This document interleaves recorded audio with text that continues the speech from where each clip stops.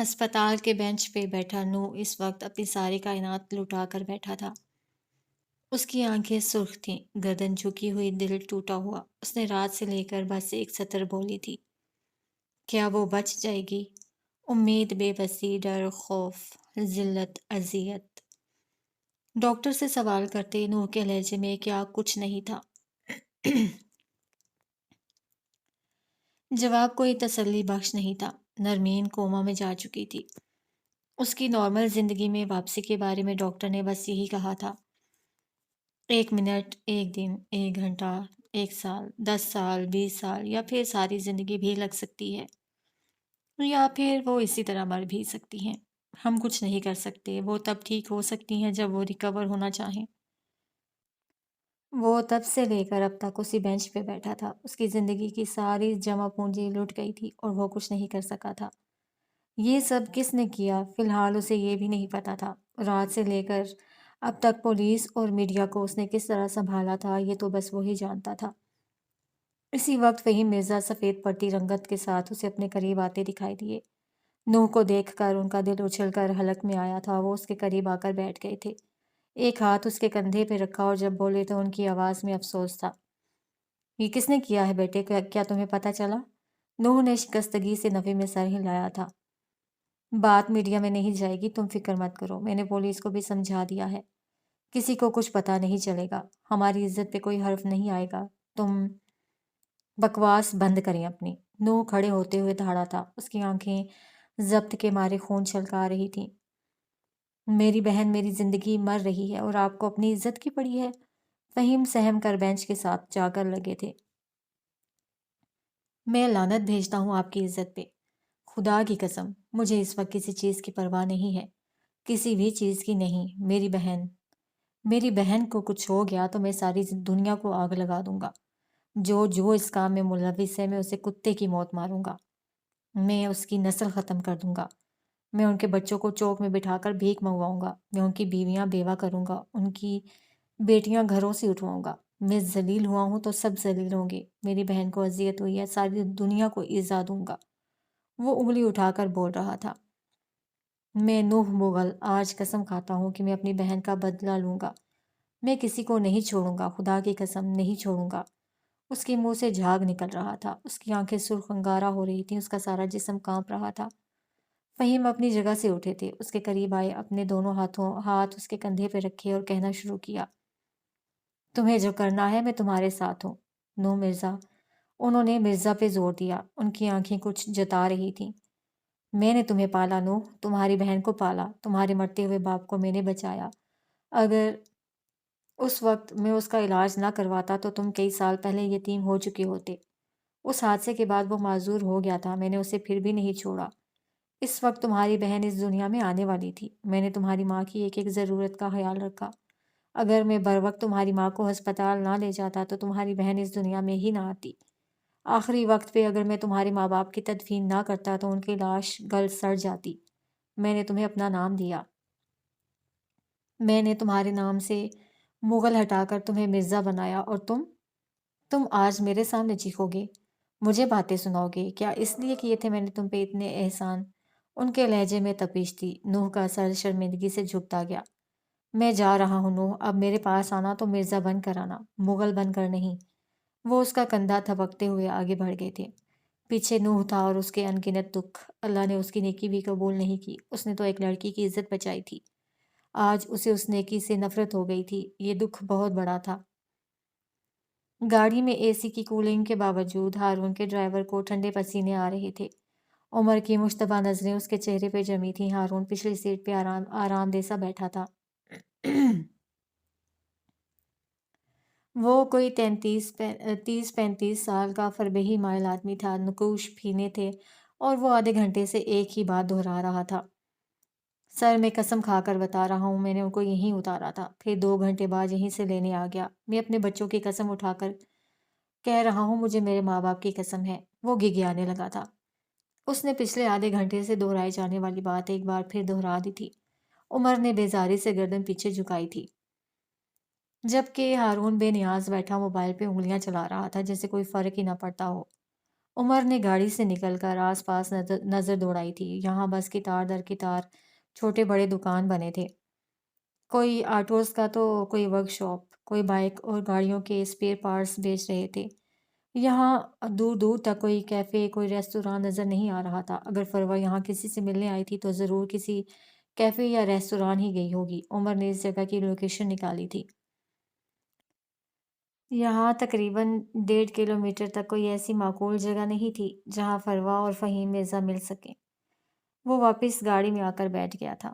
اب اسے ایک اور طریقہ استعمال کرنا تھا اور وہ اس کے لیے تیار تھا۔ وہ جھکا اور اس نے جھک کر اپنی پنڈلی سے بندھی چھوٹی سی پسٹل نکالی تھی۔ اب کہ اس کے ہاتھ میں چھوٹی پسٹل دیکھ ہارون کے ڈرائیور کا خون خشک ہو گیا تھا۔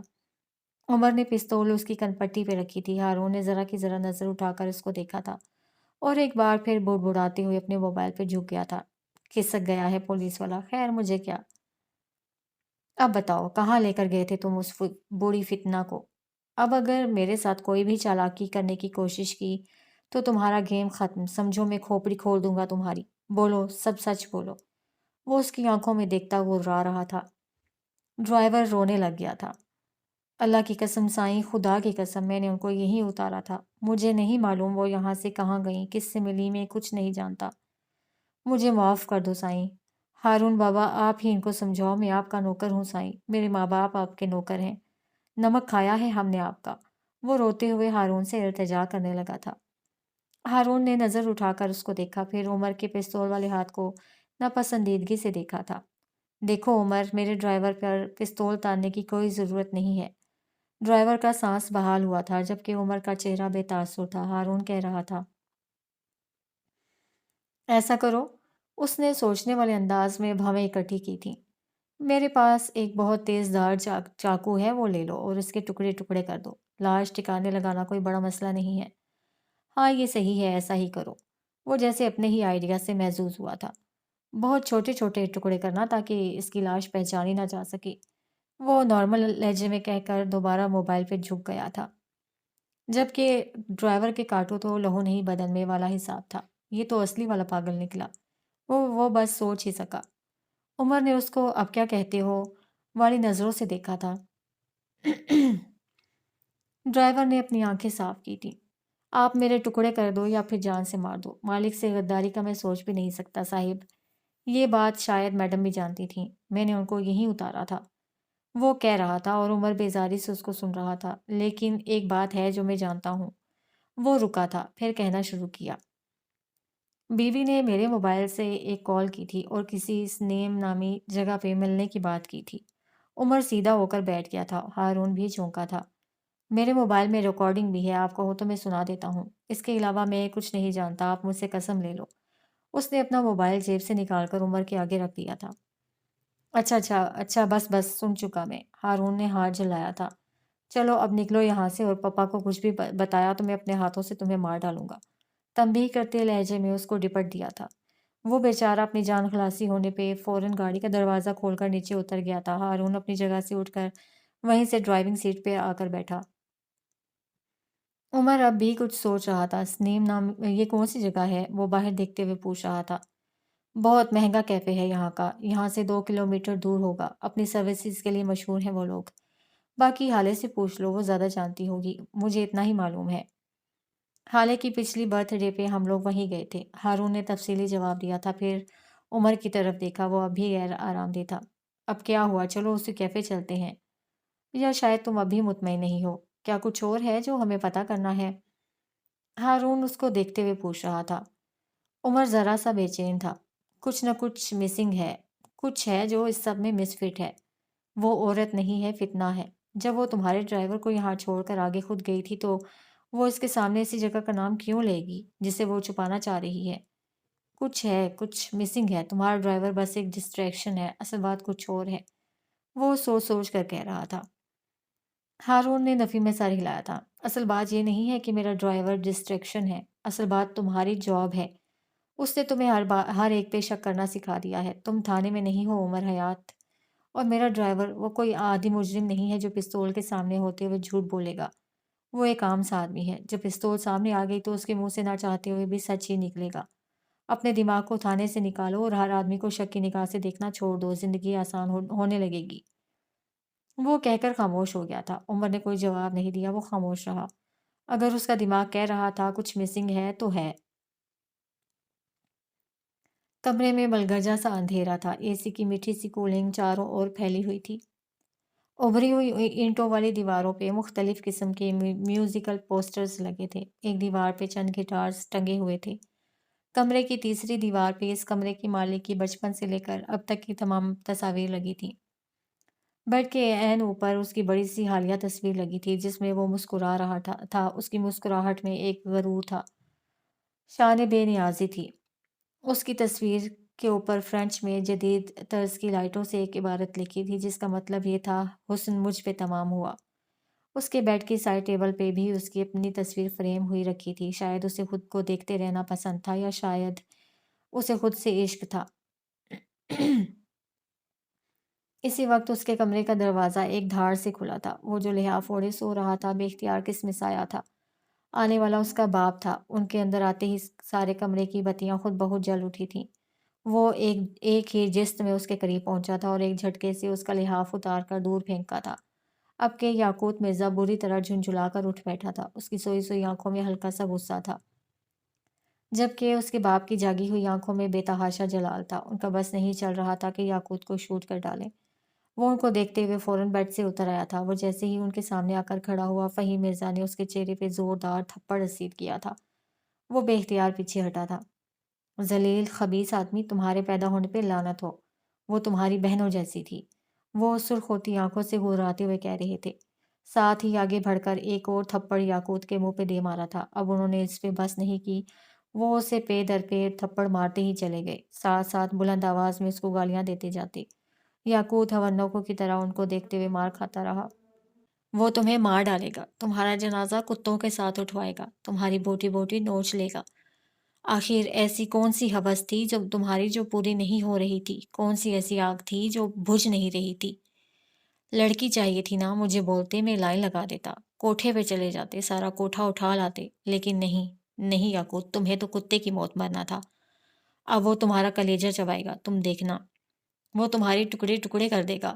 وہ منہ سے کف نکال رہے تھے۔ تم نے غلط آدمی سے پنگا لے لیا ہے، تم نے اپنے قد سے بڑا دشمن بنا لیا ہے۔ وہ تمہیں مار دے گا، بلکہ وہ نہیں، آج تمہیں میں ماروں گا، اپنے ہاتھوں سے ماروں گا، تاکہ کوئی غم نہ رہے۔ کم از کم یہ تسلی تو رہے گی نا کہ میں نے تمہیں غیروں کے ہاتھ میں نہیں دیا۔ ہاں، میں اپنے ہاتھوں سے تمہیں ماروں گا۔ یاقوت اب بھی شل سا کھڑا مار کھا رہا تھا۔ اس کے گال سرخ ہو گئے تھے، اس پہ انگلیوں کے نشان بن گئے تھے۔ انہوں نے خون آشام نظروں سے اس کو گھورتے ہوئے اسے بیڈ پہ دھکا دیا تھا۔ اب وہ اس کے اوپر جھکے اس کی گردن پہ اپنے ہاتھ رکھے اس کا گلا دبانے لگے تھے۔ یاقوت خوف سے ان کو دیکھے گیا، اس کی آواز حلق میں دم توڑ گئی تھی۔ فہیم اب بھی بلند آواز میں غرا رہے تھے، ان کا چہرہ غصے سے سرخ ہو رہا تھا۔ میں تمہیں مار دوں گا یاقوت، کسی غیر کے ہاتھوں مرنے سے بہتر ہے میرے ہاتھوں سے مر جاؤ، بے غیرت انسان، خبیث انسان، میرے تخم سے پیدا ہوئے ہو، میں ہی آج تمہیں مار دوں گا۔ یاقوت کی آنکھیں ابلنے کو تھیں جب اس نے اپنا پورا زور لگا کر اپنے باپ کے سینے پہ اپنے دونوں ہاتھوں سے زور دے کر ان کو دور دھکیلا۔ فہیم جتنے بھی طاقتور سے ہی، یاقوت جوان تھا، زیادہ طاقتور تھا۔ وہ اس کے ایک ہی دھکے سے بیڈ سے نیچے گرے تھے۔ ان کا سانس غیر ہموار تھا، چہرہ دہک رہا تھا۔ یہی حال یاقوت کا بھی تھا۔ اس کی گردن بری طرح سرخ ہو چکی تھی، وہ گردن جھکائے مسلسل کھانس رہا تھا۔ اس کا چہرہ سفید پڑ گیا تھا، آنکھیں باہر کو آ گئی تھیں۔ کچھ دیر تک دونوں اسی طرح اپنی اپنی جگہ بیٹھے کھانستے رہے اور صورتحال کو سمجھتے رہے۔ چند منٹ بعد فہیم اپنی جگہ سے اٹھے تھے۔ یاقوت سانس روکے انہیں اپنے قریب آتے دیکھتا رہا۔ اس کے بالکل قریب آ کر اپنا ہاتھ بلند کر کے ایک زوردار تھپڑ ایک بار پھر اس کے چہرے کی زینت بنایا تھا۔ اب کی بار ان کے چہرے اور لمس دونوں میں غصہ نہیں تھا، یہ ایک بے بسی بھرا تھپڑ تھا۔ یاقوت نے چہرہ جھکا لیا تھا، شاید اسے اندازہ ہو گیا تھا کہ وہ خود کو کس دلدل میں پھنسا چکا ہے۔ 10 منٹ بعد اس کے بیڈ پہ اس کے قریب بیٹھے وہ اس کی گردن پہ آئس پیک رکھ رہے تھے۔ یاقوت کی سفید گردن پہ ان کے ناخن بری طرح چبھے تھے، چہرے پہ تھپڑوں کے واضح نشان تھے۔ تمہیں اگر وہ لڑکی پسند تھی تو بھونک دیتے، میں کسی بھی طرح تمہیں وہ لا دیتا، زیادہ سے زیادہ کیا کرنا پڑتا، نکاح کروا دیتا میں، لیکن یہ جھک مارنے کی کیا ضرورت تھی تمہیں؟ ان کی آواز اب بلند نہیں تھی، لیکن ان میں غصہ تھا، بے بسی تھی، حقارت تھی۔ یاقوت نے سر جھٹکا تھا۔ کتنی بار تو بتایا تو تھا، پسند ہے، اب آپ کو سمجھ نہیں آئی تو میں کیا کرتا؟ وہ بیزاری سے بولا تھا۔ بات یہ نہیں تھی جو وہ بتا رہا تھا، وہ لفظوں کی ہیر پھیر سے کام لے رہا تھا، کیوں یہ وہ خود بھی نہیں جانتا تھا۔ فہیم مرزا نے دانت پہ دانت جما کر ضبط کیا۔ مجھے لگا بہن کی طرح پسند ہے، وہ چبا چبا کر بولے تھے۔ یاقوت مرزا نے کیا کبھی کسی لڑکی کو بہن کی نظر سے دیکھا ہے؟ اور ایسی بھی کیا بڑی بات ہو گئی، آپ نے بھی تو نوح کی ماں رابیل کے ساتھ یہی سب کیا تھا۔ فہیم مرزا کا آئس پیک لگاتا ہاتھ تھم گیا تھا، ان کا سانس تک رک گیا تھا۔ یاقوت بولے گیا، میں بچہ تھا لیکن اتنا بھی نہیں، سب یاد ہے مجھے۔ نیرو تب 4 سال کی تھی، میں 9 سال کا تھا۔ ڈیڈ، وہ لڑکی مجھے پسند ہے جیسے آپ کو رابیل آنٹی پسند تھی۔ میں نے جو بھی کیا آپ سے سیکھ کر کیا ہے، مجھے بلیم کرنے سے پہلے آپ اپنے گریبان میں جھانک لیں۔ وہ اپنے باپ کی آنکھوں میں دیکھتے ہوئے بول رہا تھا۔ فہیم مرزا کے لیے اگلی سانس لینا بھی مشکل ہو گیا تھا۔ کافی دیر بعد جب وہ بولے تو ان کو اپنی آواز کسی کھائی سے آتی محسوس ہوئی۔ تم یہ سب کیسے جانتے ہو؟ انہوں نے ہکلاتے ہوئے سوال کیا تھا۔ یاقوت نے ان کی جانب دیکھا تھا۔ ڈیڈ، میں بچہ ضرور تھا لیکن میں مرد بھی تھا۔ ہماری کلاس کے بچے بہت جلدی بڑے ہو جاتے ہیں، ایسی باتیں سمجھنے میں ہمیں زیادہ وقت نہیں لگتا۔ ہم نے کئی ملک گھوم رکھے ہوتے ہیں، کئی کلچر دیکھ رکھے ہوتے ہیں، ہم پہ پابندیاں نہیں ہوتی، ہمیں سب دکھایا جاتا ہے، ہمیں سب سننے کی آزادی ہوتی ہے، اور یہی آزاد ماحول ہمیں وقت سے پہلے بڑا کر دیتا ہے۔ شاید مجھے کر دیا، شاید میں یہ نہیں سمجھ پاتا اگر آپ نے یہ ایک بار کیا ہوتا۔ یاقوت رکا تھا، اس کے باپ کا چہرہ شرمندگی سے جھکا تھا۔ آپ نے یہ ایک بار نہیں کیا ڈیڈ، آپ نے یہ بار بار کیا۔ آپ نے صرف خود ہی ان کے حسن کا فائدہ نہیں اٹھایا، آپ نے ان کا حسن بیچا۔ یہ آپ کا بزنس، یہ ایمپائر، یہ سب آپ نے کیسے بنائی کیا میں نہیں جانتا؟ آپ نے اس عورت کو مجبور کیا کہ وہ خود کو بیچے تاکہ آپ کو فائدہ ہو۔ اس کا شوہر کمزور تھا، معذور تھا، اور وہ عورت مجبور۔ آپ انہیں بڑے بڑے امراء اور رؤسا کی محفلوں میں لے کر جاتے تھے۔ آپ انہیں ان لوگوں کے… وہ ایک بار پھر رکا تھا، لہجہ ذرا سا زخمی ہوا تھا۔ فہیم مرزا گردن جھکائے سرخ چہرے کے ساتھ اس کو سنے گئے۔ آپ انہیں ان لوگوں کے گیسٹ ہاؤس بھیجتے تھے، آپ انہیں لوگوں کے فارم ہاؤس بھیجتے تھے، آپ نے انہیں بیچ کر اپنے لیے دولت خریدی۔ ہم امیر تھے، شروع سے تھے۔ آپ کا ایک ہوٹل تھا لیکن ہم کبھی بھی ملینئرز نہیں تھے۔ آپ نے نوح کے باپ کا سارا پیسہ ضبط کر لیا، اور جہاں تک میں جانتا ہوں ان کا ایکسیڈنٹ بھی آپ نے کروایا تھا۔ مجھے یہ سب ممی نے بتایا تھا، لیکن آپ نے جو کچھ بھی رابیل آنٹی کے ساتھ کیا وہ میں نے اپنی آنکھوں سے دیکھا تھا۔ تب نہیں سمجھا لیکن کچھ سال بعد سمجھ گیا تھا۔ اس کا لہجہ ہلکا تھا، دھیما سا۔ کیا تم مجھ سے نفرت کرتے ہو؟ انہوں نے گردن اٹھا کر پوچھا تھا۔ یاقوت نے نفی میں سر ہلایا۔ یاقوت اب بھی بے تعصب لہجے میں بولے گیا، میں آپ سے محبت کرتا ہوں ڈیڈ، آپ میرے واحد پیرنٹ ہیں۔ جو کچھ بھی آپ نے کیا، جیسے بھی کیا، کوئی نہ کوئی وجہ رہی ہوگی۔ جب ممی نے مجھے یہ سب بتایا میں تب بھی آپ کو ہیٹ نہیں کر سکا۔ فہیم مرزا کی سانس بحال ہوئی تھی۔ نہ اب کرتا ہوں، ضرور آپ کے ساتھ کچھ ہوا ہوگا تبھی تو آپ نے ایسا قدم اٹھایا۔ میں آپ کو یہ سب اس لیے بتا رہا ہوں کیونکہ میں آپ پہ یہ واضح کرنا چاہتا ہوں کہ میں آپ کا بیٹا ہوں۔ جو کچھ آپ نے کیا وہی میں نے کیا۔ آپ نوح سے مت ڈریں، جب وہ اپنی ماں کے مجرم نہیں ڈھونڈ سکا تو بہن کے مجرم کیا ڈھونڈے گا؟ فہیم نے گہری سانس لی تھی، جیسے اس کی ساری باتیں بھی سانس کے ذریعے اندر داخل کی ہوں۔ وہ اٹھ کر یاقوت کی الماری کے قریب گئے تھے اور ایک بیگ نکالا تھا، اور یاقوت کے کپڑے نکال کر اس بیگ میں ٹھونستے گئے۔ تم نے جو کچھ بھی کیا وہ غلط تھا یا صحیح میں نہیں جانتا، لیکن تم اب یہاں نہیں رہوگے، تم آج ہی امریکہ جا رہے ہو۔ اس وقت نوح بچہ تھا، آج وہ بچہ نہیں ہے، وہ جلد یا بدیر تمہیں ڈھونڈ لے گا۔ اور پھر… ان کی آواز میں صفا کی دہرائی تھی۔ اب وہ دوسرے دراز سے اس کے ضروری ڈاکیومنٹس نکال رہے تھے۔ یاقوت خاموشی سے ان کو دیکھے گیا۔ پھر وہ تمہیں کتے کی موت مارے گا، میں اب بھی کہہ رہا ہوں، وہ تمہارے ٹکڑے ٹکڑے کر کے کچرے کے ڈھیر پہ پھینکے گا، اور میں یہ نہیں دیکھ سکتا، اس لیے تم آج اور ابھی یہاں سے جا رہے ہو۔ میں نے سب سنبھال لیا ہے۔ بلڈنگ کی CCTV فوٹیج ڈیلیٹ ہو گئی ہے، جن لوگوں نے تمہیں وہاں آتے دیکھا ان کے منہ بند کروا دیے ہیں، اور نرمین کے ڈاکٹرز میں خرید چکا ہوں۔ وہ اس کے بیگ کو اس کے قدموں کے قریب رکھ کر اس کا بازو پکڑ کر اسے کھڑا کر چکے تھے۔ تم جا رہے ہو، جب تک سب کچھ فکس نہیں ہو جاتا تب تک تم جا رہے ہو، اور اگر تم واپس آئے تو میں اپنے ہاتھوں سے تمہیں مار دوں گا، اور اسے میری دھمکی مت سمجھنا۔ وہ اس کو وارن کرتے ہوئے بول رہے تھے۔ یاقوت غیر آرام دہ تھا۔ آپ کو کیسے پتہ چلا کہ میں نے؟ اس نے بات آدھے میں چھوڑ دی تھی۔ مجھے اس انسپکٹر انس جاوید نے کال کی تھی۔ اس نے فوٹیج میں تمہارا چہرہ دیکھ لیا تھا اور رہی صحیح کسر اس چوکیدار نے پوری کر دی تھی۔ خیر، میں اس وقت تمہارے پاس آ کر مسئلہ بڑھانا نہیں چاہتا تھا، مجھے سب کچھ فکس کرنا تھا۔ آپ یہ سب اکیلے نہیں کر سکتے، مجھے بتائیں یہ سب کرنے میں آپ کو کس نے ہیلپ آؤٹ کیا ہے؟ وہ شکی انداز میں ان کو دیکھتے ہوئے پوچھ رہا تھا۔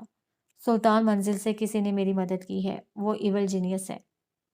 اب تم جاؤ، تمہاری فلائٹ ہے، آدھے گھنٹے بعد تمہیں نکلنا ہے۔ وہ بے دلی سے باتھ روم میں گھس گیا تھا۔ پیچھے فہیم مرزا بے دھم ہو کر بیڈ پہ گرے تھے۔ اپنی اولاد سے اپنا داغدار ماضی سننا الگ ہی ذلت تھی۔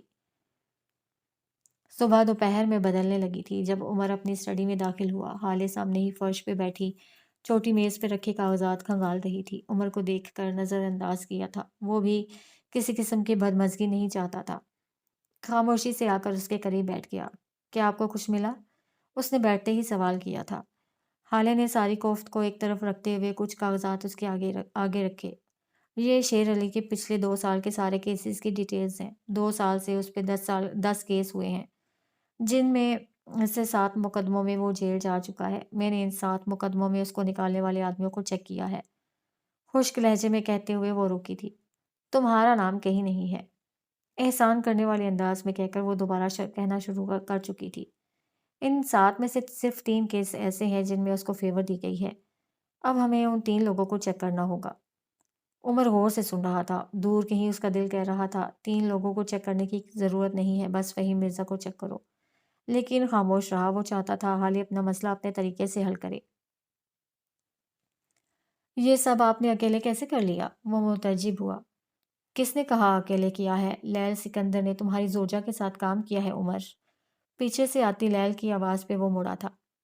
وہ سفید ٹی شرٹ اور جینس میں ملبوس تھی، چھوٹے بال آدھے باندھ رکھے تھے، سانولا چہرہ دھلا دھلایا سا تھا۔ اس کے ہاتھ میں 2 کافی کے مگ تھے۔ وہ چھوٹے چھوٹے قدم لیتی آئی اور ان کے قریب ہی بیٹھ گئی۔ عمر نے اب حالے کی جانب دیکھا تھا۔ اس کو کیسے بلا لیا آپ نے؟ یہ تو اتنی مصروف ہوتی ہے کہ کال تک نہیں پک کرتی، جا کے گھر پہ آ کر کام کر کے دے۔ اسٹرینج۔ وہ واقعی حیران ہوا تھا۔ لیل نے آج تک کسی کے لیے ایسا نہیں کیا تھا، خود عمر کے لیے بھی نہیں۔ حالے نے کاغذات پہ جھکی نظریں اٹھائی تھیں۔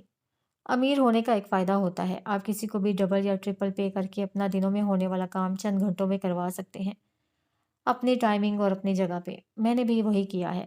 وہ بول کر ایک بار پھر کاغذات پہ جھک گئی تھی۔ عمر ہولے سے بڑبڑایا تھا۔ ایلیٹ کلاس کی بگڑی ہوئی ریس زادی۔ بات سنو زوجہ، کیا تمہیں واقعی شک ہے کہ تمہیں الفا نے ہی کڈنیپ کیا ہے؟ لیل نے سوال کیا تھا۔ مجھے شک نہیں، یقین ہے کہ یہ سب اسی نے کیا ہے۔ حالے نے نظر اٹھائے بغیر جواب دیا تھا۔ پھر تم اس کے ساتھ ایک ہی گھر میں کیوں رہ رہی ہو؟ حالے کی نظروں کے سامنے ایک اور منظر آیا تھا۔ ہسپتال کے بیڈ پہ لیٹا اس کا باپ۔ وعدہ کرو حالے، تم عمر کو نہیں چھوڑو گی۔ اس نے سر جھٹکا تھا۔ میں آپ کو اور جواب دہ نہیں ہوں، اور آئندہ میرے معاملات سے دور رہا کریں۔ میں آپ کو آپ کے کام کا پے کرتی ہوں، میری پرسنل لائف میں گھسنے کا نہیں۔ نرمی سے کہہ کر وہ اٹھ کھڑی ہوئی تھی۔ لیل ہنوس مسکراتی رہی، اسے کوئی جواب نہیں دیا۔ ہمیں کام کرنا ہے عمر، کیا تم آنا چاہو گے؟ وہ عمر کو دیکھے بغیر بولی تھی۔ عمر اٹھ کھڑا ہوا تھا۔ دونوں گھر سے باہر نکل آئے تھے۔ آپ کی لسٹ میں سب سے پہلا نام کون سا ہے؟ وہ گاڑی کا دروازہ کھولتے ہوئے پوچھ رہا تھا۔ حالے گاڑی میں بیٹھ چکی تھی۔ گاڑی ذرا آگے گئی جب اس نے بولنا شروع کیا۔ زرنگار بیگم ویمن ہاسٹل چلاتی ہیں، مجبور اور گھر سے بھاگی ہوئی عورتوں کو پناہ دیتی ہیں۔ لیکن دراصل ان کی ہاسٹل میں ہیومن ٹریفکنگ اور ہیومن آرگنز ٹریفکنگ ہوتی ہے۔ 6 ماہ پہلے شیر علی ہیومن ٹریفکنگ کے کیس میں پھنس گیا تھا۔ اسی عورت نے اس کی بیل کروائی تھی۔ ہمیں اس کو چیک کرنا ہوگا۔ لیکن اس کا آپ سے یا آپ کی فیملی سے کیا تعلق ہو سکتا ہے؟ مجھے سمجھ نہیں آئی۔ حالے نے روڈ پہ دیکھتے ہوئے سرسری انداز میں بولنا شروع کیا۔ زرنگار بیگم کا بیٹا یونیورسٹی میں میرا سینئر تھا۔ 6 ماہ پہلے وہ اپنی ماں کو میرے رشتے کے لیے لایا تھا۔ عمر کا چہرہ سرخ ہوا تھا، بازو کی پھولی ہوئی رگیں مزید پھول گئیں۔ حالے کہی جا رہی تھی۔ بابا نے انکار کر دیا تھا، جس طرح میں نے تمہیں کیا تھا۔ اب مجھے یہ جاننا ہے کہ وہ گریسفلی موو آن کر گیا تھا یا پھر تمہاری طرح ناک و انا کا مسئلہ بنا گیا۔ اس نے بھگو کر مارا تھا۔ عمر کافی دیر تک جواب دیے بغیر گاڑی ڈرائیو کرتا رہا۔ پلان کیا ہے؟ ڈرانا ہے یا آپ کے پاس اس کی کوئی کمزوری ہے؟ تھوڑی دیر بعد اس نے پوچھا تھا۔ میں عام لڑکی ہوں، میرے پاس کوئی پلان نہیں ہے، نہ ڈرانا ہے، نہ اس کی کوئی کمزوری ہے میرے پاس۔ میں عام لوگوں کی طرح اس سے پوچھوں گی صاف صاف اور بس۔ اس نے سادگی سے جواب دیا تھا۔ عمر نے سر جھٹکا تھا۔ ظاہر ہے وہ اسے نہیں بتائے گی۔ اس لڑکی کے اندر جانے کیوں اتنا زہر بھرا تھا، وہ بس سوچ ہی سکا۔ سفیر لنچ ٹائم پہ گھر آیا تھا۔ کھانا کھا کر یوسف سلطان سے ملنے کے بعد وہ اپنے کمرے میں آیا تھا۔ اس کی متلاشی نظریں کچھ ڈھونڈ رہی تھیں۔ الماری کا ایک پٹ کھولے کڑا وہ بے چین سا تھا۔ کیا ہے یہ جسے ڈھونڈ رہے ہیں؟ کیا یہ ہے جسے ڈھونڈ رہے ہیں؟ مہر کے ہاتھ میں بوتل دیکھ کر وہ اس کی جانب مڑا تھا۔ چہرے پہ کوئی شرمندگی، کوئی ندامت نہیں تھی۔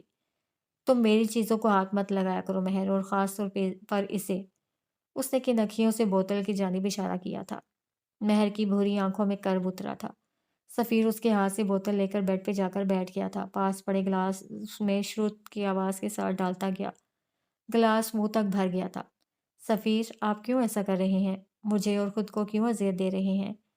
میں آپ سے بہت محبت کرتی ہوں۔ اس طرح آپ کو دیکھ کر مجھے تکلیف ہوتی ہے۔ وہ بول رہی تھی۔ سفیر اس کی طرف توجہ دیے بغیر گلاس منہ سے لگا گیا۔ جانے مہر میں اتنی ہمت کہاں سے آئی کہ اس نے قریب جا کر سفیر کے ہاتھ سے گلاس لے کر دیوار پہ دے مارا۔ اس کی آنکھیں سرخ انگارہ ہو رہی تھیں۔ سفیر نے غصے بھری نظروں سے اس کو دیکھا تھا لیکن بولا کچھ نہیں۔ کیوں؟ آخر کیوں کرتے ہیں آپ ایسا؟ وہ پھٹ پڑی تھی۔ سفیر نے سر بیڈ گراؤں سے ٹکا دیا تھا۔ مجھے کوئی شوق نہیں ہے اس کا مہر۔ مجھے بہت تکلیف ہوتی ہے جب میں ہوش میں ہوتا ہوں۔ حالے میرے دماغ سے چپک کر رہ گئی ہے۔ اس کی بے وفائی کا غم مجھے سانس لینے نہیں دے رہا۔ وہ ہارے ہوئے لہجے میں بول رہا تھا۔ ایسے میں جب میں نشے میں ہوتا ہوں، سکون میں ہوتا ہوں، میں بہت بری طرح ٹوٹ گیا ہوں۔ میں ہمیشہ سے فاتح رہا ہوں، میں کبھی ہارا نہیں ہوں۔ میں اس ہار کو ڈائجسٹ نہیں کر پا رہا۔ سفیر رول کرنے کے لیے پیدا ہوا تھا۔ یہ ہار کیسے اس کے مقدر میں آ گئی مجھے سمجھ نہیں آ رہی۔ اسکول، کالج، یونیورسٹی، بزنس میں ہر جگہ، ہر میدان میں فاتح رہا ہوں مہر۔ میں جینیس تھا۔ میری پرسنالٹی، میرا چارم، میرا بولنا، یہ سب تو لوگوں کو چت کر دیتا تھا۔ حالے کیسے مجھے چھوڑ کر اس عمر کے پاس جا سکتی ہے؟ تم بتاؤ نا مہر، وہ مجھے کیسے چھوڑ سکتی ہے؟ مہر اس کے قریب بیٹھ گئی تھی۔ ایک ہاتھ سے اس کا ہاتھ تھاما اور کہنا شروع کیا۔ سفیر، کچھ لوگ ہمارے لیے نہیں ہوتے، ان کا جانا بخت میں لکھا ہوتا ہے۔ وہ ہمیں مل کر بھی نہیں مل پاتے۔ وہ شاید آزمائش ہوتے ہیں یا پھر سراب۔ ان کے پیچھے بھاگ کر ہم بس اپنے پاؤں اور دل زخمی کر لیتے ہیں۔ آپ فاتح ہیں، آپ آج بھی نہیں ہارے۔ بس جو انعام طے ہوا تھا وہ آخری وقت پہ بدل گیا۔ آپ کو انعام میں حالے نہیں مہر ماں ملی۔ یقین جانیے میں آپ کے لیے بہترین ہوں۔ آپ ایک بار حالے کو ایک طرف رکھ کر مہر ماں کو تو دیکھیں، آپ ہیل ہونے لگیں گے۔ وہ نرمی اور محبت سے کہہ رہی تھی۔ سفیر نے جیسے سنا ہی نہ ہو۔ مجھے حالے چاہیے مہر۔ جب تک میں اس کو حاصل نہیں کر لوں گا مجھے سکون نصیب نہیں ہوگا۔ وہ میری تھی اور میری رہے گی۔ دنیا کی ہر خوبصورت چیز پہ بس سفیر سلطان کا حق ہے، کیونکہ میں فاتح ہوں۔ میرے بخت میں تخت لکھا ہے، اور تم دیکھنا میں ایک دن حالے کو حاصل کر کے ہی رہوں گا، چاہے مجھے جو مرضی کرنا پڑے۔ وہ اٹل لہجے میں بول رہا تھا۔ مہر یکدم غصے سے اٹھی تھی۔ وہ آپ کو کبھی نہیں مل سکتی۔ آج اس کے غم میں شراب پی رہے ہیں نا، کل سے منشیات لینا شروع کر دیں، زیادہ سکون آئے گا۔ لیکن وہ آپ کو مل جائے گی، یہ بات آپ اپنے ذہن سے نکال دیں۔ وہ پھٹی ہوئی آواز میں چلائی تھی۔ مہر میری بات سنو۔ سفیر نے اٹھ کر اس کے قریب آنا چاہا تھا۔ مہر ماں بدک کر دور ہٹی تھی، ساتھ اپنے دونوں ہاتھ اوپر اٹھا لیے۔ ان ناپاک ہاتھوں سے مجھے چھوڑنے کی کوشش بھی مت کیجیے گا۔ میں آپ کے اس بٹے ہوئے دل کے ساتھ نہیں رہ سکتی۔ آپ کو فیصلہ کرنا ہوگا، حالے سلطان کا سراب یا مہر ماں وہاج کی محبت۔ آپ کو فیصلہ کرنا ہوگا سفیر۔ وہ گلابی پڑتی آنکھوں سے بولتی باہر نکل گئی تھی۔ سفیر پچھتاووں میں گھرا کھڑا رہ گیا۔ زرنگار بیگم کا ہاسٹل 2 منزلہ تھا۔ اوپر والی منزل پہ وہ عورتیں رہتی تھیں جو کماتی تھیں، جاب کرتی تھیں یا پھر ہاسٹل میں ہی چھوٹی موٹی ذمہ داریاں سنبھالی ہوئی تھیں۔ نچلے پورشن میں دنیا جہاں کی بد زبان، لڑک اور ہڈ حرام عورتیں رہتی تھیں، جن کو سیدھا کرنا زرنگار کو خوب آتا تھا۔ ایک بات تھی جو ان سب خواتین میں مشترک تھی، ان سب نے کوئی نہ کوئی آرگن ڈونیٹ کر رکھا تھا۔ جو یہ اعضا بیچنے پہ راضی نہ ہوتی، اسے جو بیچنا پڑتا تھا، کیا یہ بتانے کی ضرورت ہے؟ وہ دونوں اس وقت زرنگار کے آفس میں بیٹھے تھے۔ آفس کیا تھا، ایک ڈربہ تھا۔ چھوٹے سے کمرے کے وسط میں ایک لکڑی کی میز رکھی تھی جس پہ دوپہر کے کھانے کے برتن اب بھی رکھے ہوئے تھے۔ دیواروں پہ جا بجا مکڑیوں نے جالے بن رکھے تھے۔ میز کے دائیں طرف والی دیوار پہ ایک کھڑکی تھی جہاں سے مئی کی تپتی ہوا آتی، لیکن وہ اس وقت بند تھی۔ ہالے اور عمر اسی لکڑی کی میز کے سامنے رکھی پلاسٹک کی کرسیوں پہ بیٹھے ہوئے تھے۔ عمر پرسکون سا، حالے غیر آرام دہ سی، اسے بے چینی سی ہو رہی تھی۔ وہ بار بار لمبے لمبے سانس لیتی تھی، پھر یہاں وہاں دیکھتی جیسے کچھ ڈھونڈ رہی ہو۔ اسی وقت دروازے سے ایک موٹی عورت آتی نظر آئی۔ اس نے سرخ ساڑی پہن رکھی تھی، رنگت صاف، بال اونچے جوڑے میں مقید تھے۔ ہیل والی سینڈل سے ٹک ٹک چلتی وہ ان کے سامنے میز کی دوسری جانب رکھی کرسی پہ ایک ادا سے آ کر بیٹھی تھی۔ حالے اب مزید گہرے سانس لینے لگ گئی تھی۔ عمر بے چینی سے اس کی جانب جھکا تھا۔ آپ کی طبیعت ٹھیک نہیں لگ رہی حالے، ہم واپس چلتے ہیں۔ وہ فکر مند تھا۔ میرا دم گھٹ رہا ہے بس، یہاں گھٹن ہے، بہت بند بند ہے یہ جگہ، سانس نہیں آ رہا، وہ ہلکی آواز میں کہہ رہی تھی۔ اس شخص سے جس سے اسے نفرت تھی، شاید وہ ذہنی طور پہ یہاں نہیں تھی۔ عمر خاموشی سے اٹھا تھا اور کمرے میں لگی واحد کھڑکی کھول دی تھی۔ تیز ہوا کا جسم کو جھلساتا سا جھونکا آیا تھا۔ حالے کو اس وقت یہ گرم ہوا بھی نعمت لگی تھی۔ اس نے جیسے سکون سے آنکھیں موند لی تھی۔ اے میاں، آپس میں طوطا مینا کی طرح ٹیں ٹیں کرنی تھی تو میرے کو ادھر کاہے کو بلایا؟ لگے رہو میں ہی کھسک جاتی ہوں۔ وہ ٹھیٹھ مہاجروں والے لہجے میں بات کرتی تھی۔ ان کے منہ میں اب بھی ایک طرف پان رکھا تھا۔ عمر واپس کرسی پہ آ کر بیٹھ گیا تھا۔ سوری، اصل میں مجھے آپ سے بات کرنی ہے، بہت ضروری، اسی لیے آپ کو زحمت دی۔ حالے نے شائستگی سے معذرت کرتے بات کا آغاز کیا تھا جب زرنگار نے اس کی بات بیچ میں کاٹ دی تھی۔ نہ تم بات چھوڑو بھیا، بس یہ بتلا دو کہ ہمیں کاہے کو نہیں بلایا شادی میں؟ ارے رشتہ ہی تو ڈالا تھا، ایسا کیا غضب ہو گیا کہ جھوٹے منہ بھی نہ پوچھا تمہارے باپ نے؟ اے میرا اسد تو اب بھی باولا ہوا پھر رہا ہے تیرے لیے، وہ لہک لہک کر بولتی۔ عمر کو سخت زہر لگ رہی تھی جبکہ حالے ہنوز مسکراتی رہی۔ آپ نے بدلہ بھی تو لے لیا زرنگار صاحبہ، میری شادی کی رات مجھے اغوا کروایا، زدوکوب کیا، مجھے حبس سے بے جا میں رکھا، اور تو اور آپ نے میرا گردہ بیچا۔ کیا آپ کو یہ سب زیب دیتا تھا؟ بتائیں، کیا میں یہ سب ڈیزرو کرتی تھی؟ وہ مصنوعی دکھ سے کہہ رہی تھی۔ عمر ہونوکوں کی طرح اس کو دیکھے گیا۔ یہی حال زرنگار کا بھی تھا، جبکہ حالے ان دونوں سے بے نیاز کہے جا رہی تھی۔ میرا باپ اس صدمے سے چلا گیا، میرا خاندان ٹوٹ گیا، میں اب بس آپ سے ایک ہی التجا کرنے آئی ہوں، صرف ایک، خدا کے لیے اپنی بددعا واپس لے لیں، میرا گھر بسنے دیں، مجھے میرے شوہر سے بڑا ہی پیار ہے، میں اسے کھونا نہیں چاہتی۔ عمر نے اتنی زور سے مڑ کر اسے دیکھا کہ گردن چٹکنے کی آواز آئی۔ جو کچھ بھی ہوا وہ بخت میں لکھا تھا۔ اب میرا بخت اگر ان کے ساتھ جڑا تھا تو بھلا میں کیا کر سکتی تھی؟ لیکن آپ نے میرے ساتھ جو بھی کیا، شاید وہی میرے لیے سزا تھی۔ مجھے لگتا ہے میں نے آپ کا دل دکھایا ہے اور مجھے آپ کی بددعا لگ گئی ہے، خدا کے لیے مجھے بخش دیں پلیز۔ آخر میں آنکھوں میں آنے والے نادیدہ آنسو صاف کیے تھے۔ زرنگار بیگم اپنی کرسی سے اٹھ کر اس کے پاس آئی تھی، اس کے سر کو ہولے ہولے تھپکا تھا۔ دیکھ حالے، میں دنیا جہاں کی بے غیرت عورت ہوں، میں سارے غلط کام کرتی ہوں، میں لوگوں کے جسموں سے پرزے نکال نکال کر بیچتی ہوں، میں لڑکیوں سے کیسے کیسے کام کرواتی ہوں، سب جانتے ہیں میں کیا کرتی ہوں۔ جانتی ہے یہ سب کیسے جانتے ہیں؟ کیونکہ میں جھوٹ نہیں بولتی، جو کرتی ہوں ڈنکے کی چوٹ پہ کرتی ہوں، اور سب سے بڑی بات، میں اپنوں پہ وار نہیں کرتی۔ وہ سنجیدگی سے کہہ رہی تھی۔ میں نے تجھے بیٹی بولا ہے، میں کبھی پیٹھ پیچھے وار نہیں کرتی، سارا کراچی جانتا ہے۔ میں نے اپنے لڑکے کا رشتہ ڈالا، تیری طرف سے انکار ہو گیا، میں نے بات پہ مٹی ڈال دی۔ وہ ہاتھ ہلا ہلا کر کہہ رہی تھی۔ میرے باپ دادا لکھنؤ کے رئیس تھے، جائیدادیں چھوڑ کر سب کچھ لٹا کر جب یہاں پہنچے تو خالی ہاتھ تھے، لیکن اپنا وقار ہم ساتھ لائے تھے۔ ہمارے ورثے میں ہمیں بس وقار ملا ہے۔ اگر تیرے کو اغوا کیا ہوتا تو سینہ ٹھوک کر کہتی، ہاں کیا ہے۔ اس نے زور سے اپنے سینے پہ ہاتھ مارا تھا۔ یہاں رہنے والی ایک لڑکی کو بلا کر پوچھ لے، کسی سے زبردستی نہیں کرتی میں۔ جس کو باہر نوکری کرنی ہوتی ہے اسے نوکری کرواتی ہوں، جسے اپنے لیے پیسہ چاہیے ہوتا ہے وہ اعضا بیچتی ہیں۔ جس کو جسم بیچنا ہوتا ہے وہ جسم بیچتی ہے۔ زرنگار نے کبھی زبردستی نہیں کی تو اپنی ہی بچی ہے۔ چاہے تو ابھی اپنے قسم کی پستول اٹھا لے اور ڈال دے اس کے اندر کا سارا لوہا میرے جسم میں۔ اگر تیرے دل میں رتی برابر بھی شک ہے، بچی ہے تو اپنی، میں مرنا پسند کروں گی لیکن معیار سے گرنا نہیں۔ وہ جذباتی سی کہہ رہی تھی، اس کا ہر لفظ گواہی دیتا تھا کہ وہ سچ کہہ رہی ہے۔ عمر تو حالے کی اداکاری پہ اش اش کر اٹھا۔ شوہر، پیار، اللہ کی پناہ کہیں میں مر ہی نہ جاؤں۔ قریب آدھے گھنٹے بعد زرنگار ان دونوں کو گاڑی تک چھوڑ آئی تھی۔ ساتھ ساتھ عمر کو حالے کے حوالے سے کئی تاکیدیں اور دھمکیاں بھی دی تھیں، جسے عمر سر جھکا کر کلس کر سنتا رہا۔ عمر حیات کی گاڑی جیسے ہی ویمن ہاسٹل سے باہر نکلی، اس نے بمشکل دبایا ہوا اشتعال باہر نکالا۔ یہ کرنے گئی تھیں آپ وہاں؟ آپ کو کیا لگتا ہے وہ دنیا جہاں کی فراڈ عورت آپ کے چند نقلی آنسوؤں سے امپریس ہو جائے گی اور سب کچھ سچ سچ بتا دے گی؟